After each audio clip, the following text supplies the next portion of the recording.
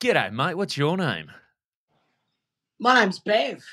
Bev, and what do you do, Bev? I'm a comedian and an actor.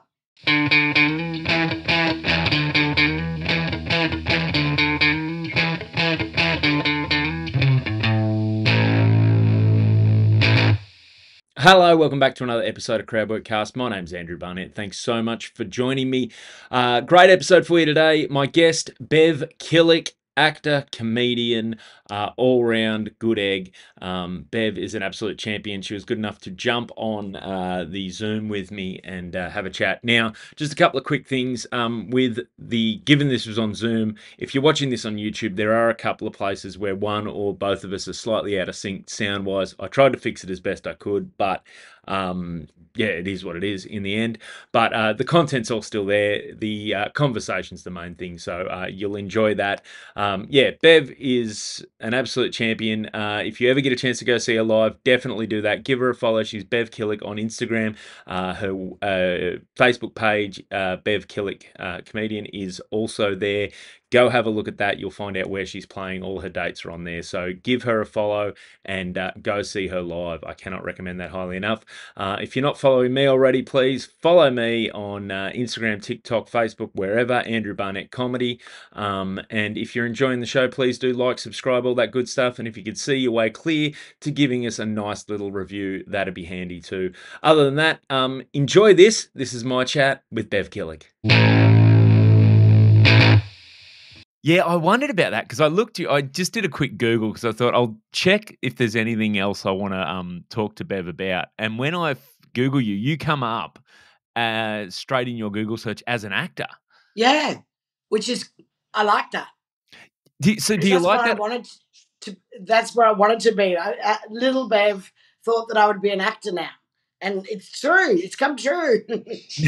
Yeah, nice. Because I wondered about that because I was like, is that something she's aimed for? Is that just the fact that people don't really respect stand-up as an art form, so they don't know how to? Like, I'm working under an alias. Oh, the comedian actor. Yeah. No, that's where I wanted to be. That's where I started. That's where I'm trained. Mm-hmm. But yeah, a lot of people don't realise that I went from actor to comedian, not the other way around. Right. I'm actually a fully fledged, trained up method actor for screen, television, stage, you name it. And I've written for the stage, and yeah, so that's where the heart lies. That was the first love. It was the first love. I danced for many years. I know. And then I studied clown and all sorts, circus skills, you name it. The street performing.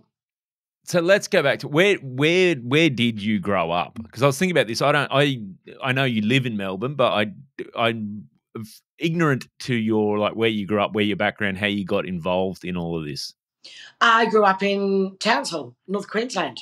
Really? Yeah. Okay, that joins some dots for me. Yeah, pretty loose childhood, very outdoorsy, really very, very active, sporty, gymnastics, fishing with dad, all that sort of stuff, riding my bike, hooning around, that kind of lifestyle.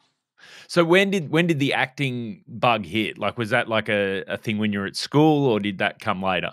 At school, because I was always very funny. I was always a funny kid, and I used to do impersonations and impressions and all that sort of stuff. So I was always entertaining kids at school, and it was my way of probably not getting bullied because I was just such a weirdo that I was kind of picked on. I just didn't have any kind of sense of what was the right or wrong thing to wear, and that meant my hair, everything. And both my kids are kind of the same. It's really odd. I've never really stuck to rules. Okay. So yeah, I sort of found a way around it, and that was by being eccentric, I suppose. And then I started writing for school productions. I basically coerced the teachers to give me a drama club. Oh, wow. Yeah. Poetry club, ABBA club. ABBA Club. Yeah.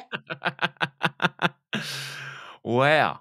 And So then I you worked in one of the few theatres in Townsville called the Stage Door Theatre, which Oh, was like wow. a variety, cabaret, club. And so I worked there from when I was 18.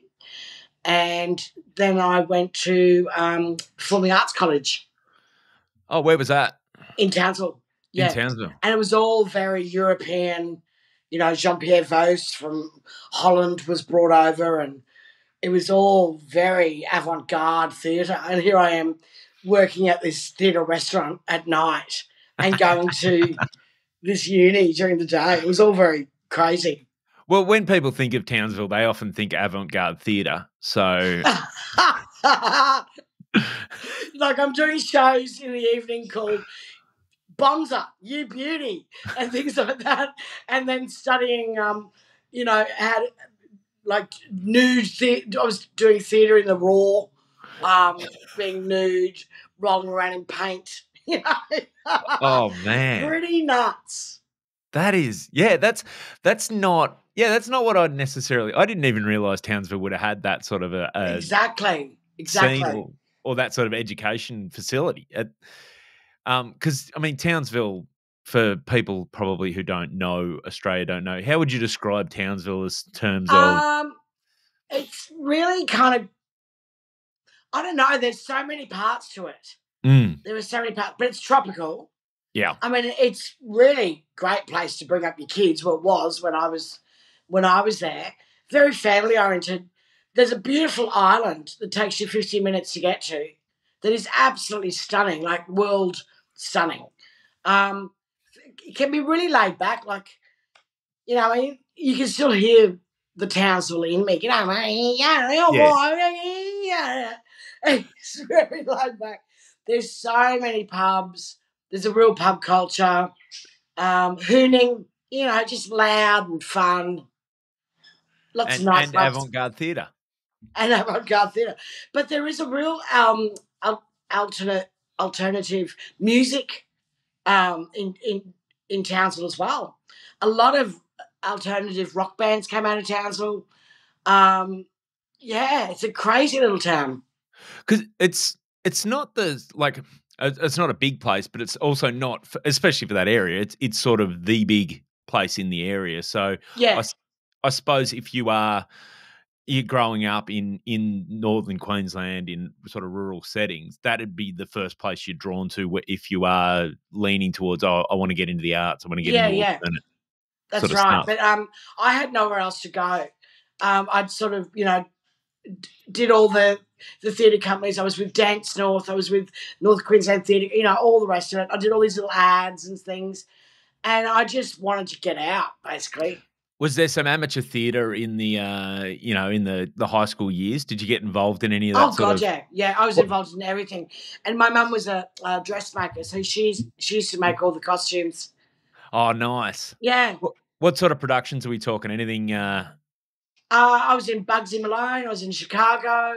I was in a lot of avant-garde theatre as well. Oh, nice. Yes, but yeah, the theatre restaurant as well, and I was just in every play that was going. That's Yeah, that's nice. So when did the move happen away from Townsville? I was 20. Yeah, I just went right. I'm out of here, and the men who ran the theatre restaurant organised me to get an agent, and he just happened to be one of the top agents in Sydney. Oh, wow. Yeah, Martin Bedford, who was with Bedford and Pierce, and Shirley Pierce was managing Russell Crowe at that time, Oh, wow. and he was managing Olivia Newton-John and Rowena Wallace, and quite celebrity kind of area to their fold. So I was with them from when I was 20. Bloody hell. So you moved, the first move was to Sydney, or where were you? To Where was? Sydney, and I was just absolutely gobsmacked. Didn't know what I was doing. I was wearing really weird things. I was wearing stuff like, have you seen Starstruck, the film? Yes. Yeah, I was wearing stuff like that because I just thought that that's what Sydney was like. Because we only had two television stations. Oh, wow. in Townsville. So I didn't have a lot to go on. Yeah, so what year, if without, like, getting aging you or anything, what year? 1989, 1988, 1989. around about, yeah. Um, so, this is Sydney in the 80s. King's Cross was like the Wild West. Yeah. It was pretty nuts. And here I am from Townsville. I mean, I suppose I'd been brought up with the army guys and lots of nightclubs and all that sort of stuff. But this was just a whole other level. If I was in a Game Boy game, I was beating the boss now. I could hardly cross the street. It was just, yeah. I didn't last long. I think I lasted 18 months in Sydney. And then moved to Moved to Melbourne. Melbourne. Jeez. Because you got to, I suppose you got to stop if you're coming from Townsville, you got to stop in Sydney on the way to Melbourne just so you don't get the weather bends. Oh my God, I love that. But yeah, I just couldn't cope. It was just, I thought that I would do better. I just had all these high hopes, I suppose, because just the eccentric me, life is a movie and this is going to happen and that's going to happen, and it didn't. And I auditioned for NIDA and I didn't get it, and so I'm really impatient. Yeah. I want it to all happen, but I moved to Melbourne and I worked in some really groovy bars and really groovy hotels and just met some fantastic people. Ended up meeting my first husband, married him at 23. That's a good age to marry for Yeah. a long-term relationship. I think all the decisions you make at 23 stick. So, well, we lasted 6 years and we have a gorgeous son, but we got married after 4 weeks of meeting each other. oh wow, that is a 23-year-old's decision right there. Really mad. We actually thought that you could just get married straight away. I mean, this is how daft we were. So we wanted to get married the next day, but then found out we couldn't. So we waited for because we rang a celebrant out of the yellow pages. Oh my God. And she said, "Darlings, that's so sweet, but you have to wait a month and a day. You have to get your marriage license." And we said, "Okay, we'll book us in for a month and a day then." That is, wow. That's that's every girl's dream wedding, I suppose. You got a month and a day to plan. Cost $500. Nice. Yeah, a lot of friends just pitched in. Really awesome mates that I'm still friends with. Awesome mates where they are still they're my son's godparents. Oh wow. Yeah. So when did the comedy start? Did you dabble in Sydney? Because I'm thinking late 80s in Sydney, that would have been sort of Harold Park days, the old comedy there would have been store. like your Vince Marini, Gary Who's and all that. No, not really. I was more into theatre sports in Sydney. So my church every Sunday was theatre sports. Really? Yeah. Where at? Belfast Street. Oh yeah, Belfast Street Theatre. And I was there every Sunday without fail. So with my first husband, Simon, we were right into theatre sports. So we joined a few teams. And so in Melbourne, we were in theatre sports teams, Flying Pig, stuff like that. And but I didn't think I was a comedian. I didn't know I was a comedian. So it was theatre sports. I was working in street performing with a few different units, not your, grubby sort of stuff. So I wasn't homeless. I was going to say, how tall was your unicycle that you juggled on? Wasn't it? Didn't do all of that. This was more your sort of we had to audition to be in these street performing groups, and they were well paid. I was getting some really good money back then just in street performing, and it was your corporate sort of stuff, which was great.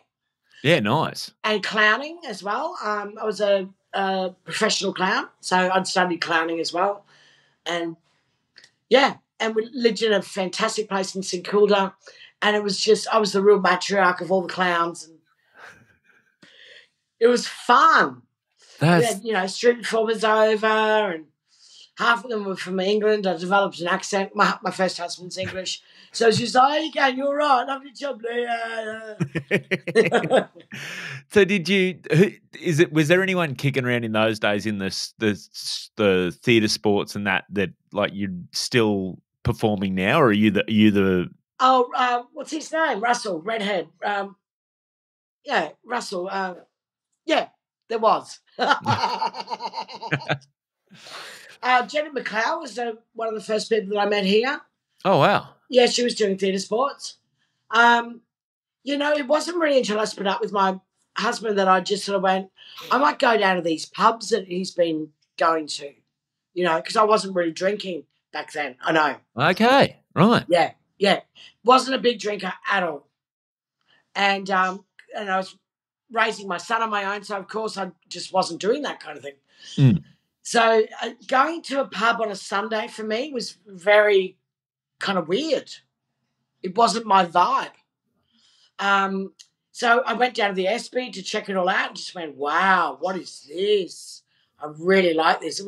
There was a real kind of loose factor to it, Yeah. And it was an open mic, get up, and it was kind of wasn't like you stand up now. There was a lot of duos and prop comedy, and like Duff and Rove were doing a duo, and it was just it was nuts. So yeah, I could do this, what era? So this era, who are the people kicking around there that like you remember that stick out other than Oh, there was Tony Martin and Mick Malloy, Russell Gilbert, Steve Bedwell, Judith Lucy. Oh, whatever happened to any of these guys? Oh yeah, that has faded away. Yeah, what an amazing era to get involved. It was pretty good, yeah. Yeah, I'm very comedy. fortunate. And Sydney was the same, I kind of got my stripes more in Sydney. Oh, really? Yeah, I was featuring in Sydney before I was featuring in Melbourne. It's interesting sometimes like that. I had a comedian say to me, in reference when I was down in Melbourne recently, I had an international comedian telling me that you got it. Like he goes, "Oh, Barney, you got to get out. You got to get out of Australia." He goes, "They don't love you at home until the neighbours love you." It's true. So I used to bus in a Greyhound bus up to Sydney, schlep up there. No way could I afford airfare. Like most of us back then. I mean, airfare was out of control, expensive. It was only really, you'd have to have some coin to be able to fly around. So I used to schlep up there. I'd get my housemates or whatever, my son's godparents would help look after him, and I'd schlep up to Sydney. How long? Because that bus trip at that stage would have been, what's that, 12, 14 hours? 14 hours, yeah. And I'd be really broke. I'd have enough for a bit of food and just rely on comedy mates. And just, like I was very fond of the Comedy Store, very fond of Jane Sweetapple. She really thought I had some promise, and she really took me under her wing. So I would stay with her. I would either stay at the Comedy Store back at the Clarendon Hotel, and they had a little room upstairs, and I'd stay there. It was crazy. And I'd just live off the smell of an Ollie rag and work at the Comedy Store, and I was knocking around with, Adam Hills and Vince Sorrenti and all those cats. Wow. So yeah, this is I often think about, people talk about, you sort of romanticize those struggle years. Do you still look back, like, do you have that romantic view of it now, or do you still have, because obviously being a single mum, trying to raise a kid, no money, 14-hour bus trips. I know. Does that sound romantic to you at this point, or are you still like, nah, it was a shit fight? No, it was I just got on with it. I've never sort of thought to myself, oh, that's too difficult, so I won't do it. I better not be a stand-up now. I've always had a very strong willpower and a very strong sense of what I have to do in order to achieve. Yeah. It wouldn't even occur to me to not do it. It was just crazy. When I hear myself back, it's like, I did that. I was whinging only yesterday that I didn't have my Virgin Lounge. And I had to go and buy my own sandwich, Oh, no. That is rough, though, in fairness. That is rough. I mean, it's not 14 hours on a Greyhound bus rough, but Yeah. And then you hear, you'll hear some newcomers say, they'll have a whinge about this and that. And you just sort of feel like, you have no idea. But you don't want to be that boomer type, Oh, back in my day.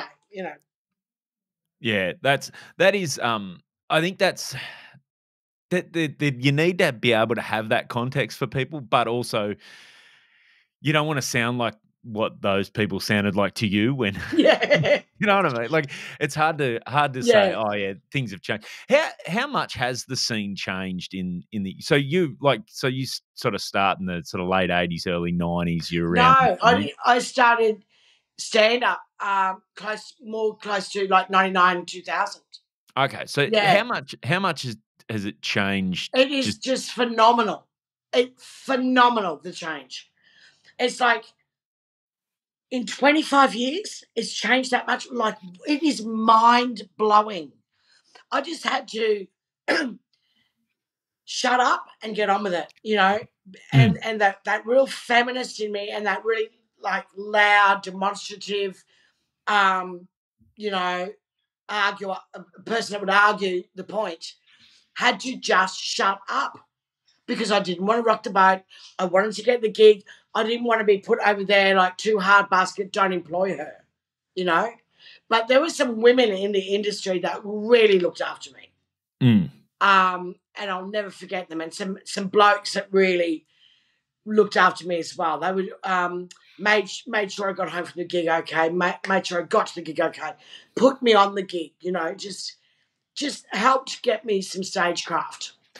How much has that changed? Because it fascinates me with that development of this. There's still a perception, I think, in a lot of spheres that there's no women in comedy. Which, if you're actually involved in the scene, there's lots of women doing comedy. There is a lot of women in comedy, and it's growing and growing and growing exponentially. But when I was doing stand up in the early 2000s, who would want to be a female in stand up? It was rotten, and you just sort of felt like you weren't allowed, or you couldn't get the like there was some really rough gigs in Mm, pubs and stuff. But I mean, I'm a Townsvillian, so I could handle it. You know what I mean? But I was, an exception, mm. and these women coming into stand up wanting to just do the job, having to deal with this kind of environment. It was really, it was pretty sad actually. And there was a few comedians that I would have under my wing and just say, just stick with me. It's all going to be fine. Just keep going, keep going. You know. Yeah, because I find it. And now you wouldn't even recognize. I go to a gig now, and I'm really respected.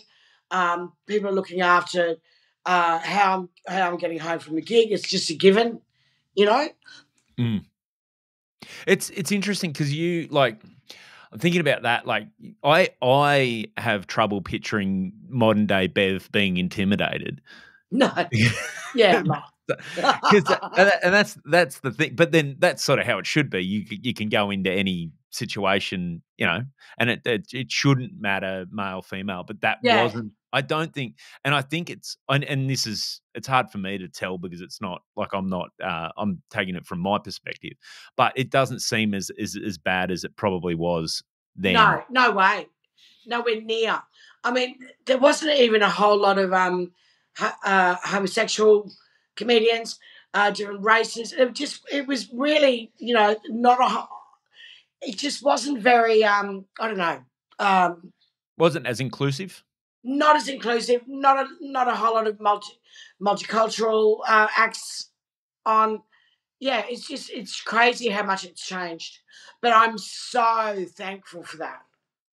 But I mean, I really, I suppose, have just really fought the whole way, like with machete going through the cane fields, But over that, because I think too, like not only and comedy's one of these things I think is very much of its time. So it sort of reflects whatever's going on in society at any given point, because that's what's on the audience's mind, and Yeah, you're sort of reflecting it back to them.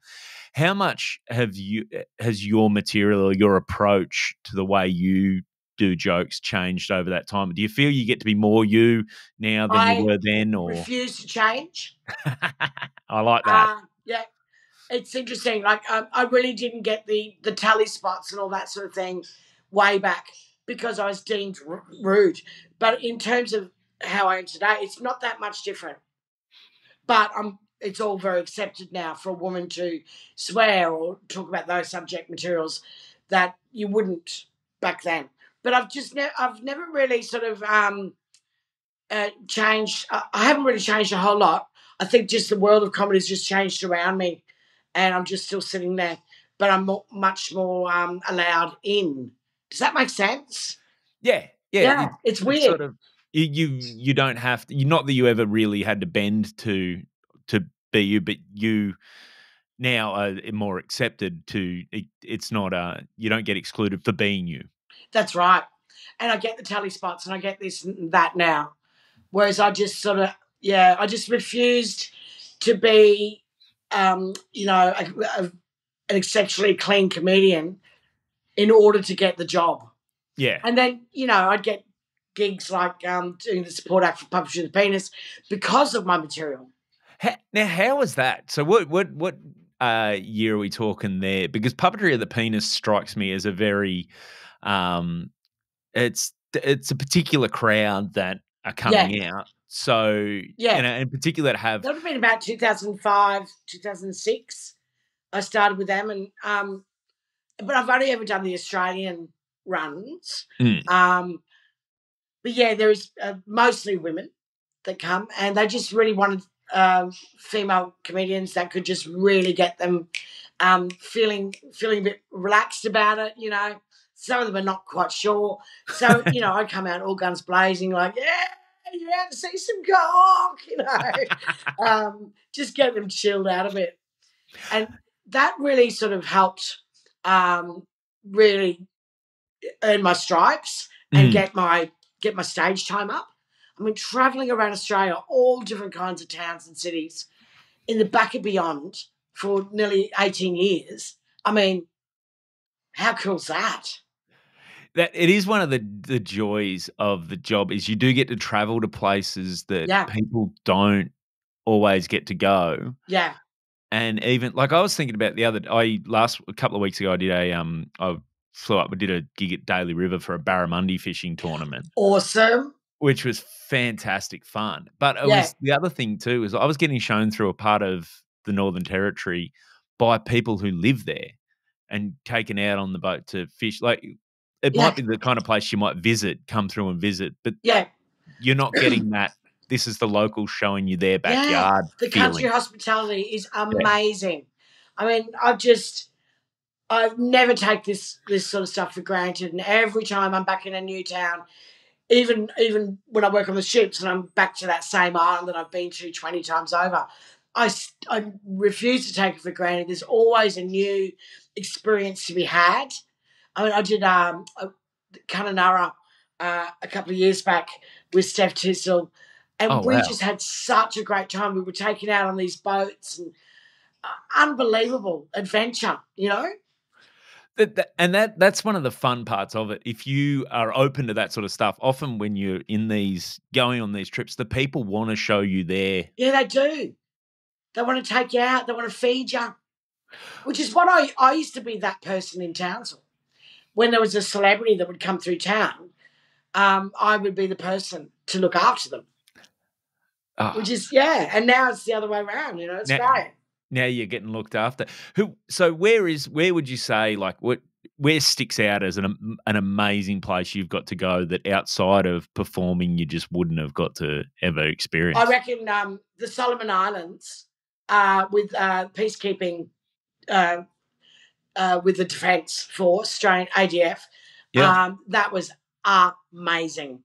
Solomon Islands, went over there to perform to the Australian New Zealand troops.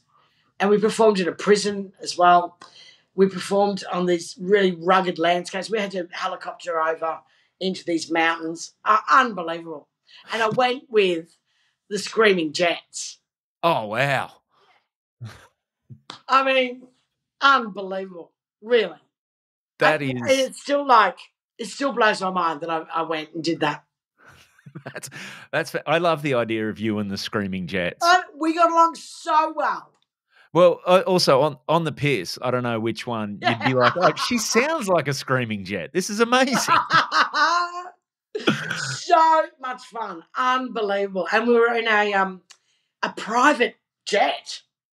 Oh, Yeah, it was just us when do you get to on this fly private? massive Boeing, and I was pretending to be a Bogan airline a hostie. So I was just going up, going, "You haven't eaten your sausage roll yet? What are you? You want a coffee? You have to fucking earn your coffee, mate. Sing me a song, you bastard." It was just so much fun. I don't know how Oh, many hours it took to get us over there, but yeah, unbelievable.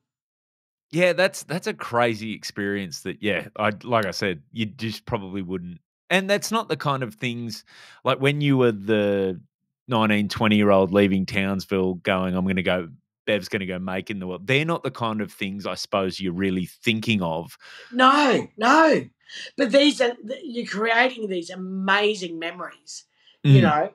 And I sometimes I think, oh, what's going to happen to me today? I just have this crazy life where it's like something's going to happen, Sometimes I don't leave the house. It's like, yeah, something's going to happen, and and I'll get through the whole day, and there'll be nothing, and then lo and behold, there it is, Ah. Something But will happen. what a wonderful way to go through life, like, just going and getting to do, I suppose, like, you're talking about, like, Russell Crowe was, managed by the same people, but sometimes I look at guys like that and I like, okay, he gets to do lots of different stuff, but because of his success, he's almost there's He almost can't a do it bunch of now. He can't stuff that, just yeah, you miss out on. go and camp in Gosford for the weekend or something. Yeah, whereas if you can achieve success without getting to the point where your success is in one particular box, Yeah, then that's you it.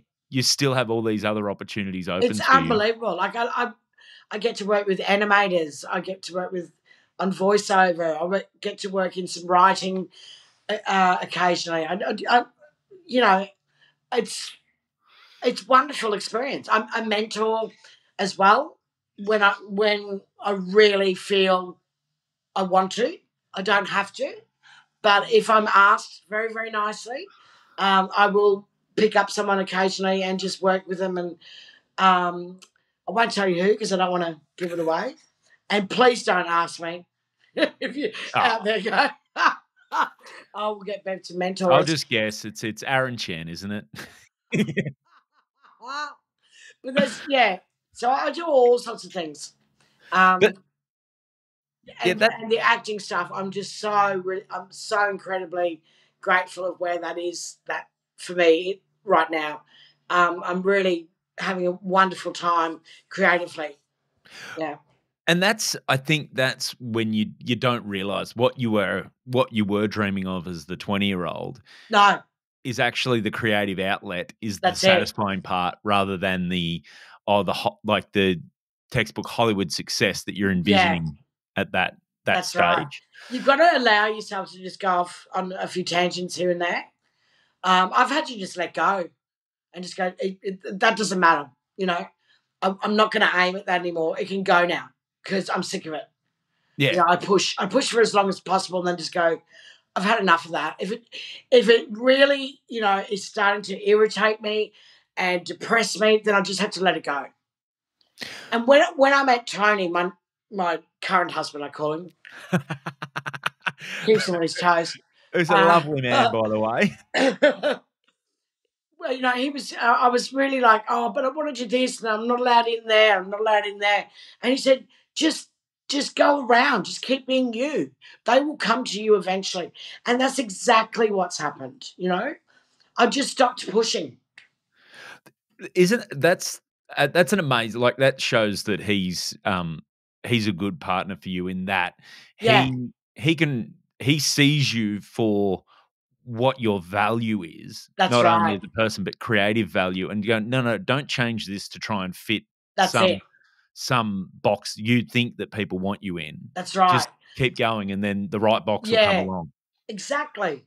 And I mean, I always had in my brain that if I wasn't somehow rather uh, on the if I wasn't on the road show, if I wasn't on some gala, if I wasn't on this, then I was not a good comedian. I was never going to be a good comedian. You know, I hadn't made it, you know, Mm, so to speak. But then I realized there's all these other types of comedy that you can do. You know, there's so many tours out there. And then when puppetry came along, I was one of the few people that was doing that, you know, and I was the number one girl. I was the number one woman doing that show. And which is now, I mean, I'm doing a road show this week. oh, yeah, I've been on because countless galas now, and you just sort of chalk them up. But lest we forget, you know, that's I never take it for granted. I'm always like, oh my God, I'm doing this wonderful thing. I'm very, very happy about. which is it's a beautiful thing because it's very easy for people, to get bitter over that process. Yeah. Whereas I find you're a great example of every time we've ever worked together, you're just happy. You're so happy to be. You make it fun. Like it's like it's a reminder. Like, oh no, no, this whole job is about spreading fun and Yeah, that's joy. it. And just being present, you know? Mm, It's like otherwise you're chalking up gigs and ticking off dates. And it's like that's boring, right? Like I really do believe you never know what's gonna happen in one day or one night, Andrew. You know? And like the silent comedy gigs that we do, they're so much fun, you oh, know? I love them so much. Yeah. And it's great food and it's good company. And we just have such a great time, you know? Why not embrace it? Exactly right, and it's good sometimes to keep that perspective because I think it's good to have ambitions, it's good to have goals, and good to have stuff where you want to go. Yeah. But sometimes if you're only ever looking forward and never look around at where you are, never Yeah. look around and go, That's "Geez, it. this is actually going all right. I'm getting away with Exactly. one here." And you got to stop thinking about, I mean, yes, I do have my minimum that I would work for, but I think you've got to stop thinking about comedy in terms of money and making money because that just comes, you know, you'll just Yeah. get that, you know. And I think it's really a good idea to just find your groove, find your people. Do you know what I mean? Just look after each other. Just find your people. Yeah, that's a good bit. I think that's a good bit of advice for anyone who, especially younger comedians coming through who are looking to, work out how to get that Yeah, balance in life. yeah. Um, Now, you've worked with Puppetry of the Penis. The other ones I saw that you've worked with, uh, and the one that really stuck out to me because I'm a massive fan, Weird Al Yankovic. Yeah, unbelievable. How so first off, the contrast of going from Puppetry of the Penis, which is just Yeah, guys doing tricks with their dicks, which is an amazing show, but it's guys doing tricks with their dicks, to Weird Al, who's essentially a clean act that you can take yeah. your kids to.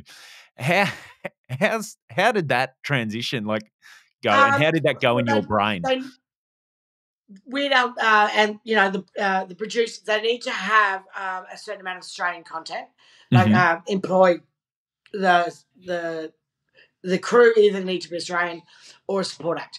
And I was with Star 100 they managed me at the time, and they got the Guernsey, they got the gig for that, and I was on their book, so I got it. And there was never any question, oh, you can't have a female stand up. Anyway, I got along so well with them, with Fuck. Al and his producers. They were so awesome to me. They were so lovely. So I did that 4 times. Oh, wow. Yeah, twice at the Palais and one time at Hamer Hall. Holy. Hamer Hall in Melbourne, 3,500 Oh, that's nerds who had amazing. come to see Weirdo Yankovic. Uh, how was that opening? Because having opened for a few people, like different acts, their audience, sometimes just there to see They are. the headline act. Sometimes they're like, "Oh, yeah, we'll watch whatever's coming up." But depending Yeah. who it is too and how comedy savvy their audience is, I'm picturing his audience is much broader generally than, a lot of stand-up audience. Yeah. I think what I did was I'd had to do that so many times with Puppetry the Penis because they were never expecting a support act. So Mm, you would come out and you'd have to fight against it. It's like they didn't want to see you. They wanted to see them. You know what I mean? So I had to really hone this skill of just being able to cut through that. And, I remember Hamer Hall, they were chanting, "We want out. We want out," oh, no. And I just went, "Well, you can't fucking get out. You got me, motherfuckers," And you just make them laugh as quickly as possible, and then they're fine. They're Yeah. fine.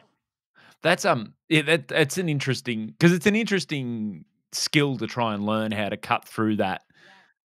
and to get that. Did you, like just thinking back now, like, do you think that there's, like, some of that early stuff you did, like the street performing, Yeah. which realistically, no one's going out on the street to go, "I hope there's someone performing." That's Yeah, yeah. you're getting someone's attention That's when you right. were those skills transferable, do you think, or do you I have never thought of that. Interesting. But yeah, I think I've been told that I have a presence.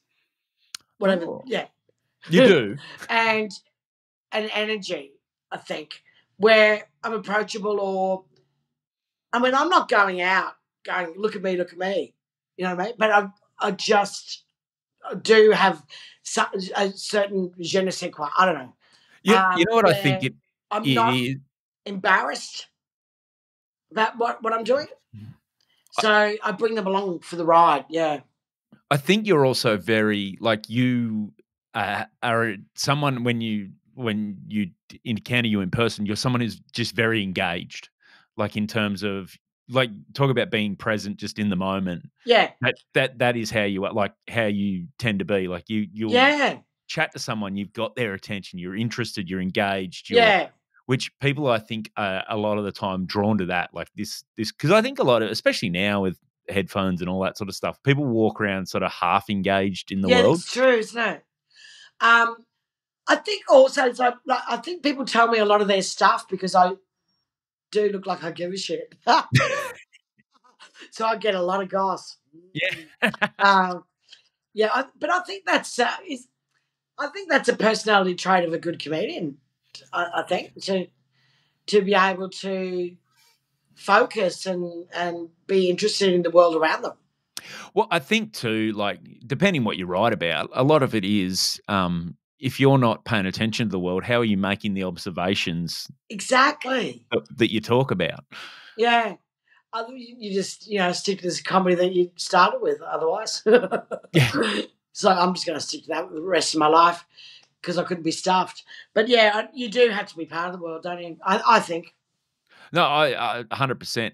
Now, the other one I wanted to ask you about is you've like, in terms of just being able to push through, you had a stroke on stage. Yeah. Tell that story. This is because it's incredible. Can I just? Well, I've stopped smoking, but I'm got these and Oh, the robot dicks on the yes, vapes. but I'm just going to nothing to see here.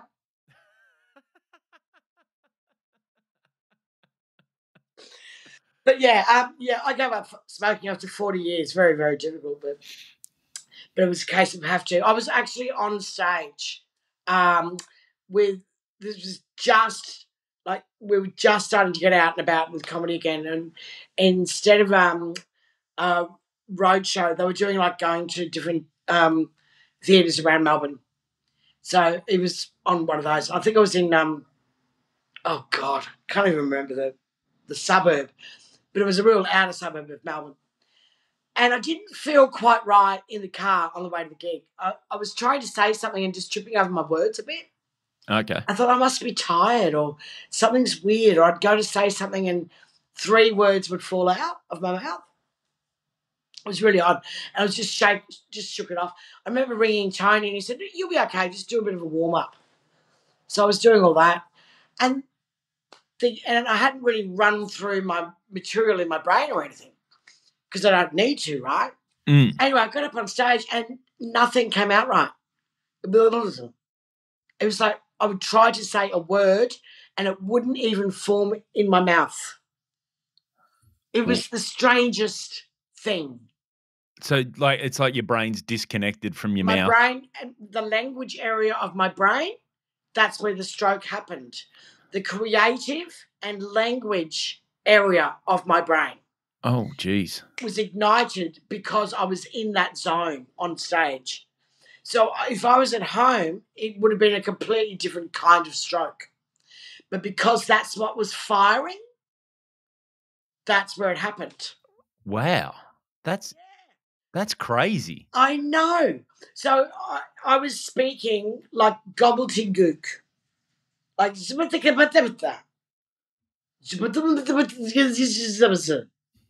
People are like, we knew she was religious. Now she's speaking in tongues. This is it amazing. was fucking nuts. The only thing that I could do was sing. I could sing okay. You could sing. This is like a sitcom episode where, you know, those So I could episodes where they sing. wake So I up and just everything's a sang. musical. I just sang. And What did you sing? I sang stuff. And can you imagine the comedians were just around the side of the curtain just looking at me going, what the fuck is going on? Just staring at like Jane Simpson's like, "You okay, honey?" I'm like, "Nah." Unbelievable. I don't know how I lasted up there. I reckon I was up there for a good 15 minutes. A great 15 minutes, depending on your Just perspective trying of to watching. talk. That's so you could sing. That amazes me that you could sing but you couldn't speak, because one that, like, we know so little about how the brain works in terms of like, I would have thought the singing part was in that creative. It was just really, I think there's a thing too where there's people that stutter or stammer, but they can still sing, and then they're taught to talk again by singing, through singing. I don't know. I don't know why it works that way. Yeah. Yeah, that's crazy. So but you've got musical chops as well, haven't you? Yeah. So I just did all my parody stuff up there that night. That's all I could do. But I couldn't even. I think I said perambulator instead of pram.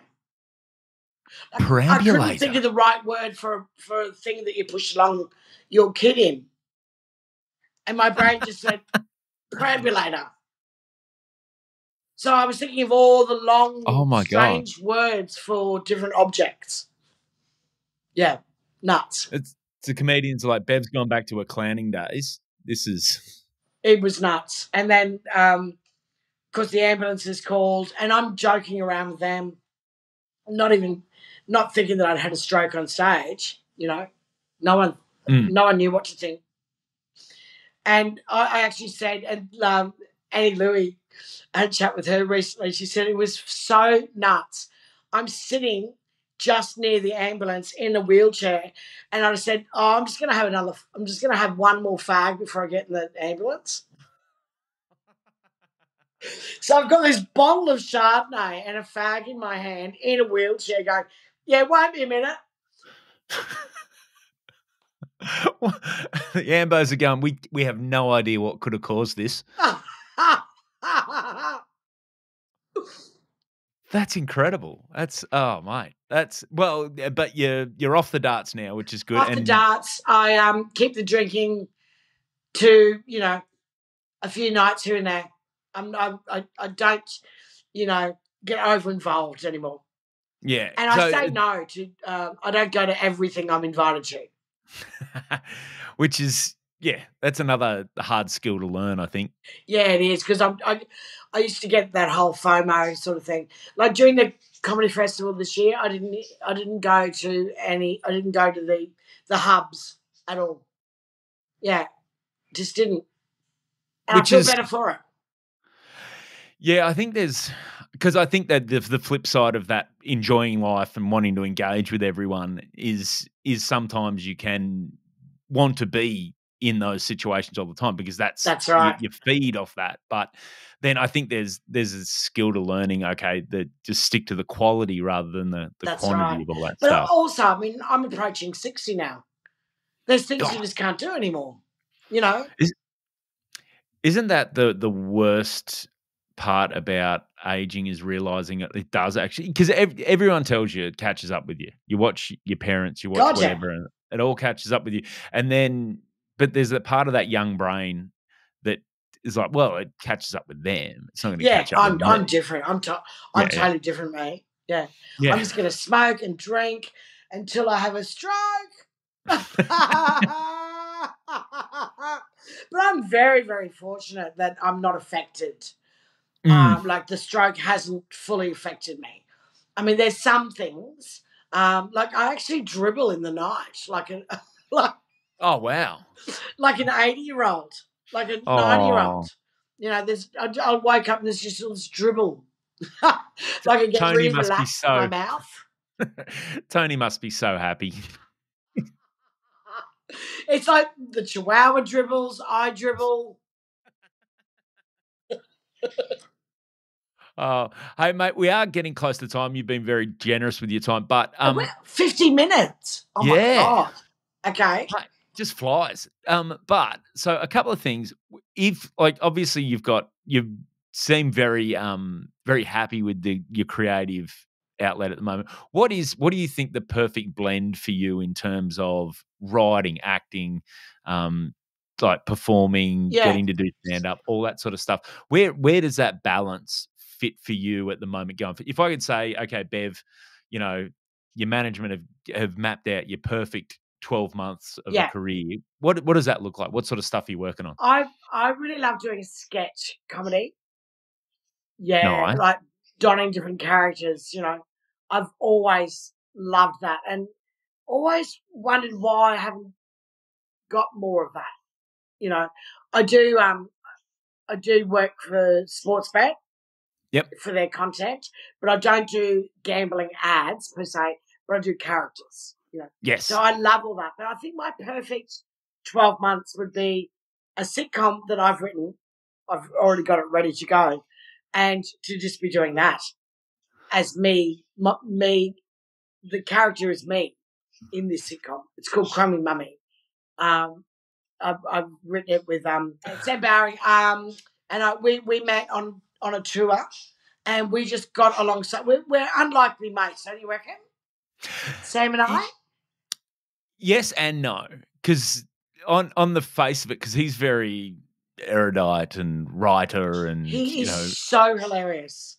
yes. I find him so amusing. I just love him to death. Anyway, we wrote this sitcom together, and Oh, it is so fun. And we've tried to get producers involved, and we've been successful a couple of times. You know, but I would love for that to actually eventually come off and get that happening and out there. that sounds like a great project. Yeah, and I can see how you and him, and also just the two different perspectives of writing would complement each other Yeah, very well yeah, in yeah. that But in I've, that and I've got sense. some crazy mates, and they're all in it.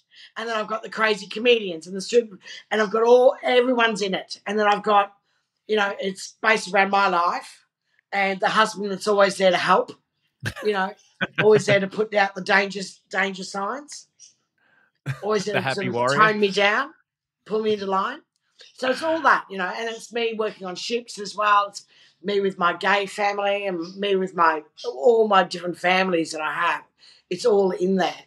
And there's just some classic moments that can happen with me and my loved ones around me. Even the dog that I have, the things that happen with him, you know.